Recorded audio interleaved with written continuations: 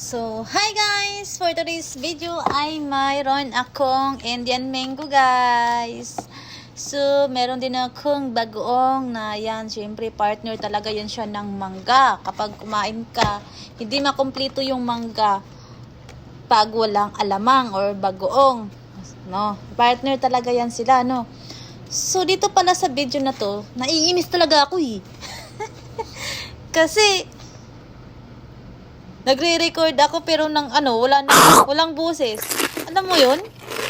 Bisit na bisit ako dito eh, sa video na to eh.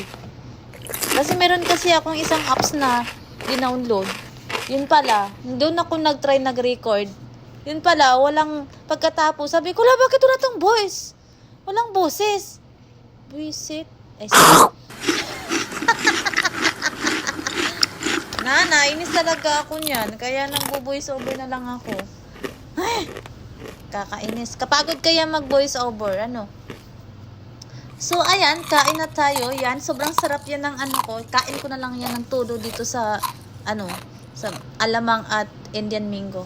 So, ito palang mangga, galing to sa, siyempre sa puno. Wala nga naman kung saan galing, di ba?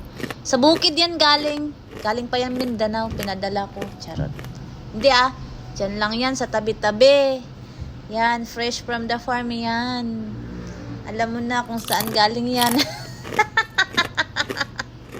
Joke lang. Oo nga. Diyan lang yan galing. Pero yung alamang binili ko yan, hiningi ko lang yung mangga. So, kaya meron namang, naninigay. So, ayan, ang sarap niyan. Super crunchy yan. Kaya lang, hindi ko na yung talagang pagkain ko niyan, yung recording ko kasi inis ako eh, kasi record ko more. Yun pala, wala palang boses yun. Kain na lang tayo nito na walang may mga edit ko na lang. Ang sarap guys, ang sarap talaga, sobra talaga. Yan, magpapalaway muna ako. Kaya kung meron kayong mangga dyan, kunin nyo na yan.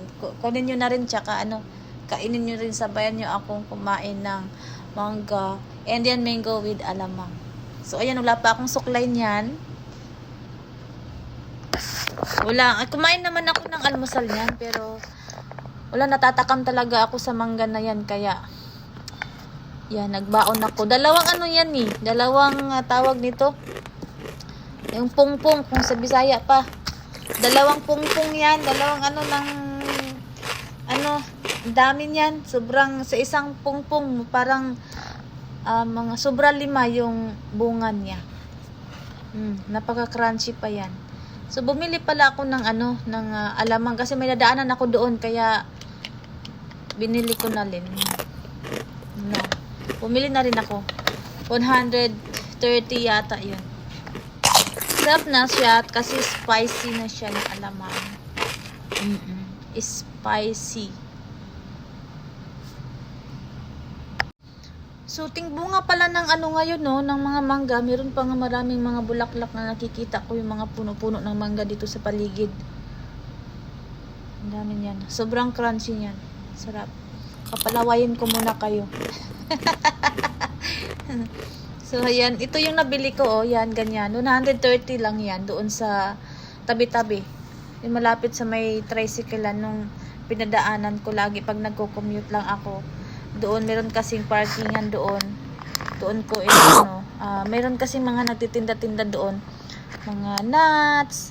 Tapos, meron akong nakitang alamang. Yan, bagoong. Ang sarap niyan. Ilang beses na rin ako nakabili doon sa kanya. Yan. Tapos, yung mangga niya kasi, isang ganyan, isang ganyan. Isang ganito. Ano lang yan? 10. Yan pa yung bibilihin ko. Bili na lang ako ng alamang kasi meron na akong mangga. Sarap, diba? Laway muna kayo, ha? Laway muna kayo, guys. Maglaway ka muna. Kaya meron ka mangga dyan. Yan. Itong alamang na to, or bagoong bayan, tawag niyan. Tawag sa amin yan sa Bisaya is uyap. Ang sarap niyan, iulam ng iulam sa kanin. Alam mo yung mais?